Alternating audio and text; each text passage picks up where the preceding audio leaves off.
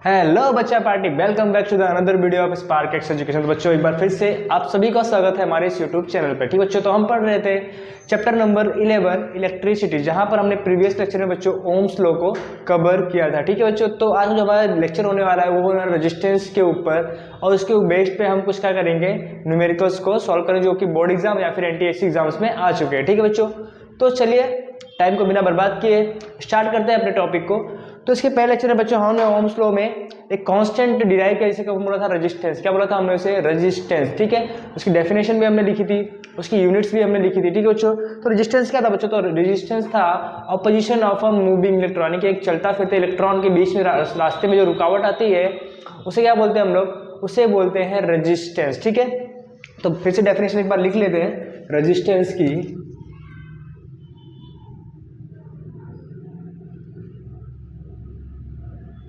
तो रेजिस्टेंस था बच्चों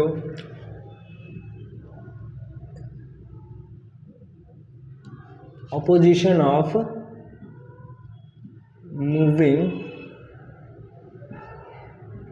इलेक्ट्रॉन। ठीक है, यानी कि इलेक्ट्रॉन के रास्ते की रुकावट क्या कहलाती है? हमारी रेजिस्टेंस। ठीक है, क्योंकि फ्लो ऑफ इलेक्ट्रॉन क्या करता है? करंट को जनरेट करता है। ठीक है, यानी कि हम बोल सकते हैं करंट को जो रोकता है उसे क्या बोलते हैं हम लोग? रेजिस्टेंस बोल सकते हैं। ठीक है, यानी कि करंट के फ्लो को जो कम करे या फिर रोके उसे क्या बोलते हैं हम लोग? रेजिस्टेंस बोल सकते हैं। ठीक है, तो एक मटेरियल के अंदर बच्चों कुछ फैक्टर्स होते हैं जो क्या डिफाइन करते हैं हमारे रेजिस्टेंस को, वेरी करते हैं हर मटेरियल से। ठीक है, और साथ साथ में उसकी लेंथ से, उसके एरिया से क्या इफेक्ट पड़ता है उस रेजिस्टेंस के ऊपर, उसको हम देखने वाले। ठीक है, तो हम लिखेंगे टॉपिक बच्चों अपना। इसके हम लोग पहले लिख लेते हैं, यहाँ पे यूनिट लिखा था, ऐसा यूनिट था हमारे पास, इसे हम बोलते हैं ओम। क्या बोलते हैं? ओम। ठीक है, इसकी ऐसा यूनिट थी ओम। तो हम क्या बोलते हैं बच्चों, क्या पढ़ने वाले थे कि फैक्टर्स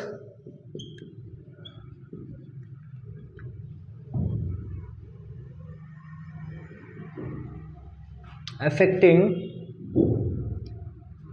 रेजिस्टेंस। ठीक है, तो वो कौन कौन से कारण है जिसके कारण रेजिस्टेंस में डिफरेंस आ सकता है। ठीक है बच्चों, यानी कि फैक्टर्स जो इफेक्ट करते हैं हमारे रेजिस्टेंस को। ठीक है, तो फैक्टर्स जो रेजिस्ट करते हैं उसमें बच्चों चार मेन रीजन आते हैं। तो फर्स्ट रीजन हम लोग लिख लेते हैं।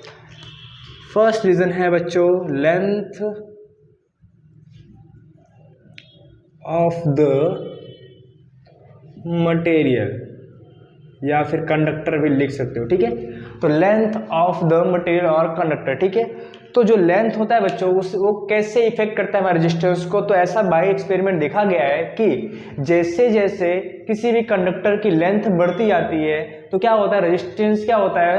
धीरे धीरे वो भी बढ़ते जाता है। ठीक है, यानी कि अगर आर होता है बच्चों डायरेक्टली प्रोपोर्शनल टू एल, यानी कि अगर किसी भी कंडक्टर में अगर उसकी लेंथ इंक्रीज हो रही है तो इट मीन्स उसके अंदर रेजिस्टेंस भी इंक्रीज होगा। अगर आपके पास एल है, सपोज करते हैं यहाँ पे एक एल लेंथ का वायर लिया आपने, उसकी रेजिस्टेंस कुछ थी, यानी कि मान लेते आर, अगर आप 12 करोगे तो क्या हो जाएगा? रेजिस्टेंस भी 2 टाइम्स वेरी कर सकता है। ठीक है, ऐसा मैं बोल रही हूँ कि 2 टाइम्स ही करेगा, मतलब क्या होगा? हम क्या सीखना चाह रहे हैं यहाँ पे कि जैसे जैसे रेजिस्टेंस बढ़ता, लेंथ बढ़ती जाएगी, वैसे वैसे क्या होगा? हमारा रेजिस्टेंस भी क्या होता जाएगा? इंक्रीज होते जाएगा। ठीक है बच्चों, तो ये तो हमारा था फर्स्ट फैक्टर जो क्या कर रहा है? इफेक्ट कर रहा है हमारे किसको? रेजिस्टेंस को। ठीक है, जो सेकंड फैक्टर आता है जो इफेक्ट करता है रेजिस्टेंस को, वो आता है क्रॉस सेक्शन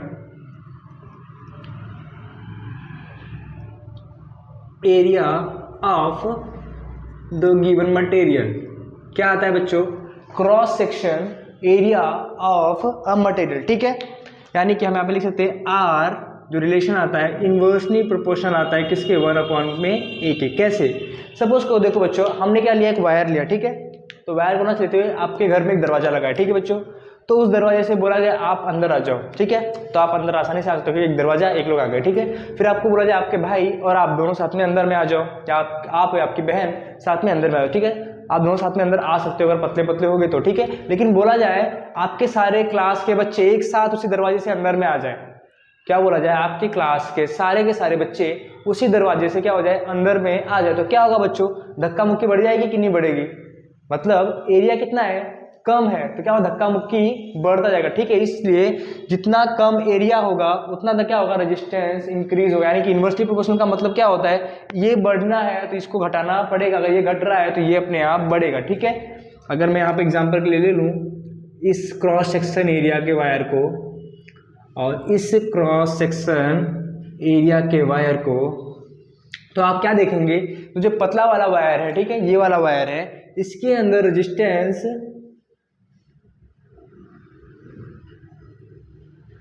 क्या होगा, रेजिस्टेंस ज्यादा होगा, और इसके अंदर क्या होगा, रेजिस्टेंस कम होगा। क्यों?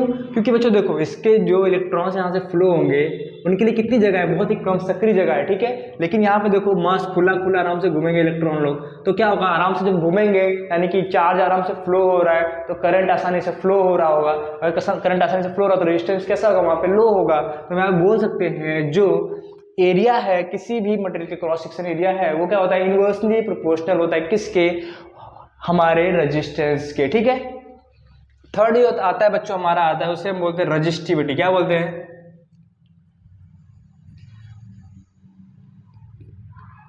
रजिस्टिविटी से हम डिनोट करते हैं, ठीक है, रो से, ठीक है, किसे डिनोट करते हैं, इसे रो से, ठीक है। तो ये क्या होता है बच्चों, अगर आप इस दोनों को यूज करके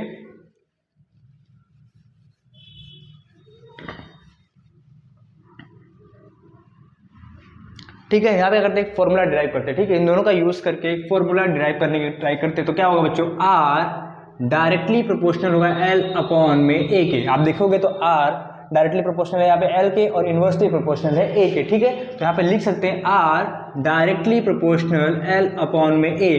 तो आपको बताया था मैंने प्रीवियस लेक्चर में भी, अगर हमको प्रोपोर्शनल साइन हटानी है तो कोई ना कोई कांस्टेंट एक इंट्रोड्यूस करना पड़ेगा। क्या करना पड़ेगा, कोई ना कोई एक कांस्टेंट हमें इंट्रोड्यूस करना पड़ेगा। तो हम कौन सा कांस्टेंट इंट्रोड्यूस करते हैं, तो हम यहाँ पे इंट्रोड्यूस करते हैं हमारा रो। क्योंकि क्या होती है बच्चों, जो मटेरियल का वायर हमने बनाया है, जो मटेरियल में कंडक्टर लिया हुआ है, ये उसकी प्रॉपर्टी होती है, ठीक है। किसकी प्रॉपर्टी होती है, ये मटेरियल की ही प्रॉपर्टी होती है, ठीक है। तो यहाँ पे लिख सकते हैं R is equals to rho L upon में ए, जिसे हम बोलते हैं रजिस्टिविटी। ये क्या है, हमारा रजिस्टिविटी कांस्टेंट, ठीक है। तो रजिस्टिविटी क्या होता है बच्चों, हर मटेरियल की रजिस्टिविटी अलग अलग होती है, ठीक है। आप देखने जाओगे तो रजिस्टिविटी मतलब होता है कितना वो मटेरियल अपोज कर रहा है करंट को, क्या कर रहा है, वो मटेरियल कितना अपोज कर रहा है करंट को, यानी कि फ्लो ऑफ इलेक्ट्रॉन को कितना वो अपोज कर रहा है, उसे क्या बोलेंगे हम लोग, रजिस्टिविटी। याद रखना बच्चों, ये क्या है, मूविंग इलेक्ट्रॉन का अपोजिशन है, लेकिन ये क्या है, मटेरियल की प्रॉपर्टी, ठीक है, उस मटेरियल ने कितना रोका, ठीक है। जैसे मैं आपको एग्जांपल के रूप में ले लूं, आपको बोला जाए कि आपको करंट पास करना है एक एल्युमिनियम या फिर जिंक के वायर या फिर कॉपर वायर से, ठीक है, और आपको करंट पास करना है कहां से, एक प्लास्टिक के वायर से, ठीक है। तो आपको कहां आसानी होगा करंट को फ्लो करना, तो आप देखोगे बच्चों तो एल्युमिनियम या फिर कॉपर के वायर में क्या होगा, हमारा जो करंट होगा आसानी से फ्लो होगा, ठीक है। जबकि हमारे प्लास्टिक में फ्लो नहीं होगा, क्योंकि उस मटेरियल की रजिस्टिविटी बहुत हाई है। क्या कर रहा है, इतना ज्यादा अपोज कर दे रहा है हमारे इलेक्ट्रॉन के फ्लो को, जिससे करंट ही जनरेट नहीं हो पा रही, ठीक है, यानी करंट ही फ्लो उसके थ्रू नहीं हो पा रहा है। जबकि हमारे जो एल्युमिनियम या कॉपर जो हमने लिया था उसकी रजिस्टिविटी कैसी होती है, थोड़ी लो होती है, जिससे उसके में क्या हो रहा है, हमारा करंट फ्लो हो रहा है, ठीक है। तो रजिस्टिविटी क्या है, एक मटेरियल की ही प्रॉपर्टी है, ठीक है। तो आर डायरेक्टली प्रोपोर्शनल एल है, आर इनवर्सली प्रोपोर्शनल है वो अपॉन एरिया के, ठीक है। तो चौथी प्रॉपर्टी है बच्चों टेम्परेचर।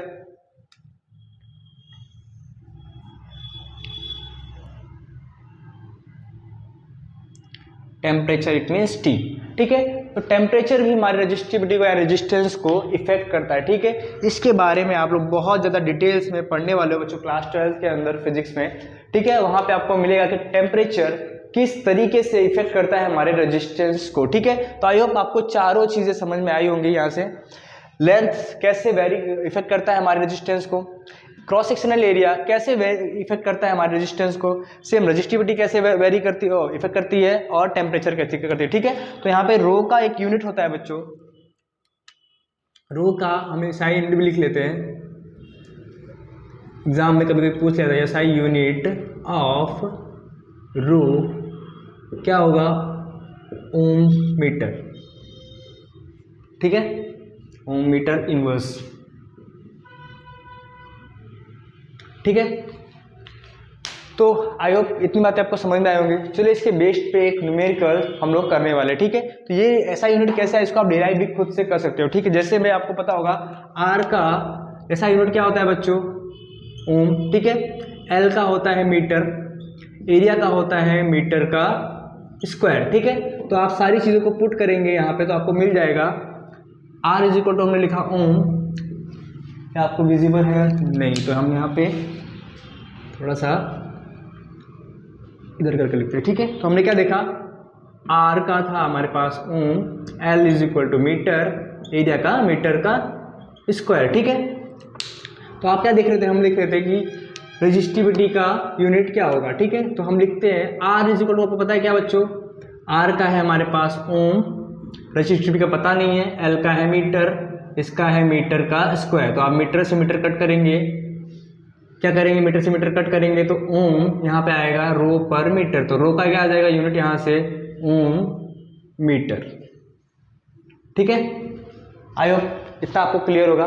तो चलिए बच्चों इसके बेस पे हम देखने वाले हैं कुछ न्यूमेरिकल्स जो बोर्ड एग्जाम में आए हैं, जो आपके एनसीईआरटी की बुक्स में हैं और जो ऐसा लग सकता है कि एग्जाम में आ सकते हैं, उस टाइप के एग्जाम्पल्स को समझते हैं, ठीक है बच्चों।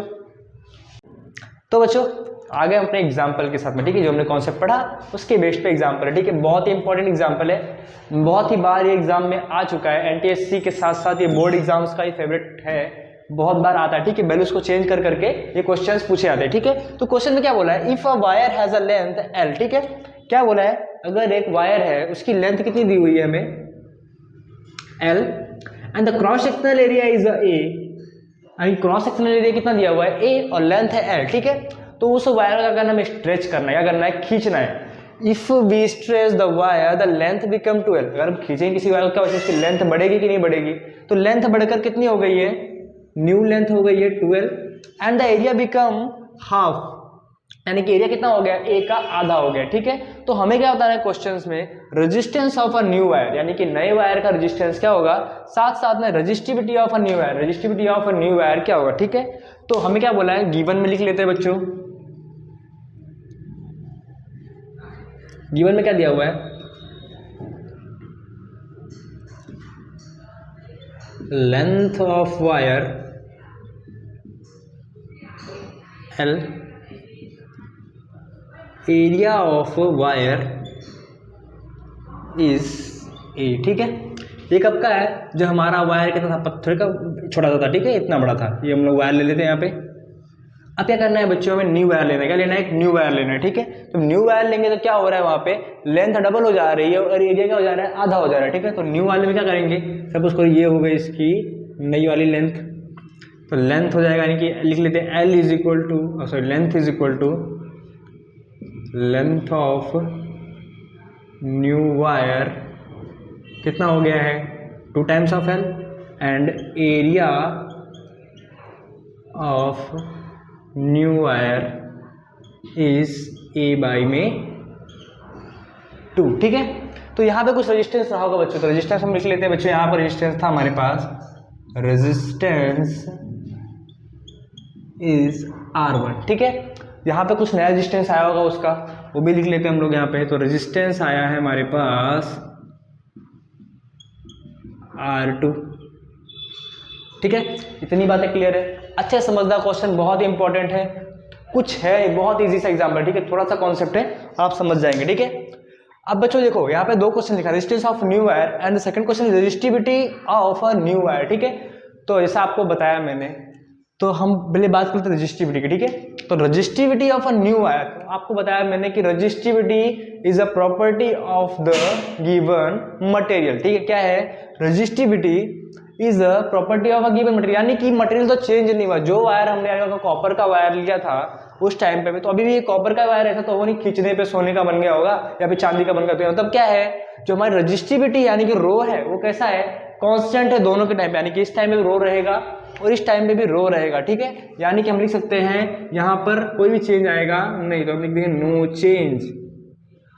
ये क्वेश्चन बच्चों कभी बहुत बार एनटीएससी में पूछा जा चुका है कि what is the change in resistivity, क्या बढ़ेगी घटेगी या कोई चेंज नहीं होगा, ऐसे ऑप्शन आते हैं, ठीक है। Increase, resistivity will be increase, resistivity will be decrease, resistivity will be does not change in resistivity, ठीक है, या फिर ऑप्शन में नन ऑफ दिस। तो आपको लगाना है क्या बच्चों, नो चेंज, क्योंकि मटेरियल वही का हमारे पास वही है, ठीक है। तो चलिए हम यहाँ पे लिखते हैं फॉर्मूले। तो आपको पता है बच्चों R इज इक्वल्स टू होता है रो में L अपॉन में A। तो यहाँ पे लिख लेते हैं हम लोग R1 is equal to rho L upon में A, ठीक है। तो इसे देते हैं हम लोग इक्वेशन नंबर 1। अब आते इधर, यहाँ पे लेंथ कितना है 2 टाइम्स ऑफ L, एरिया कितना है A2। तो हम लिख लेते हैं R2 is equals to rho L कितना हो गया है 2L, एरिया कितना हो गया है A बाई में 2। अब सिंप्लीफाई करेंगे इसे तो हमें मिलेगा R2 is equals to rho into में 4L अपॉन में A। तो ये हो गया हमारा इक्वेशन नंबर 2, ठीक है। ये हो गया equation number 1 and equation number 2। तो यहाँ पे क्या करना है बच्चों, आपको बनाना है सब्जेक्ट किसको, रो को, क्योंकि रो तो चेंज हो रहा है, रो तो कांस्टेंट दोनों के लिए। तो हम क्या करेंगे यहाँ पे रो को बनाएंगे सब्जेक्ट। तो rho is equal to R1 into A upon में L, ठीक है। अब इस रो की वैल्यू को पुट कर देंगे हम यहाँ पर, हमारा आंसर मिल जाएगा, ठीक है। तो हम क्या करते हैं बच्चों, रो की वैल्यू को यहाँ पे पुट करते हैं, ठीक है। यहाँ पे